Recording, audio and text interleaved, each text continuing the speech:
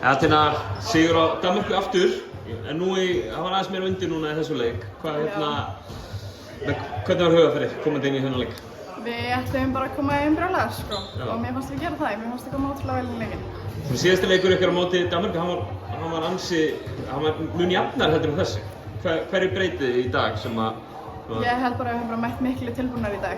Það var bara miklu betri stemming og allir einhvern veginn að sundla sig í dag. Þriðja sæti á þessu Norðurlandamóti, kannski svona bítið ykkur í handarbökkinn fyrir að hafa ekki náð að vinna allavega Svíaleikinn sem við komum svona ansi nálægt í. Hvernig metur þú svona heildarframmistöðuna á þessu móti? Ég er bara nokkuð sátt sko. Þetta er náttúrulega, auðvitað vill maður alltaf meira sko, og við hefðum, þú veist, þessi annar leikur í Svíaleiknum hefði varð okkur fyrir falla þar sko, en þú veist, þetta bara varð svona, þetta bara geggjað sko. Þriðja sæti á þessu móti, þú fáið tæpa mánuð í undirbúning fyrir Evrópumótið. Sérðu framför á liðið núna á þessu móti?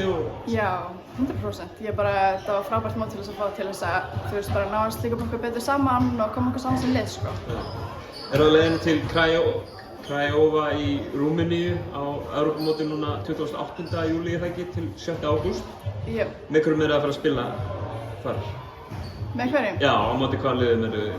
Heyrðu, ég er ekki alveg viss, ég er ekki alveg búinn að kíkja á þetta, ég fer yfir þetta fyrir mótið. Já. Bestu þakkir Tinna og gangi ykkur vel í seinna verkefninu. Takk fyrir.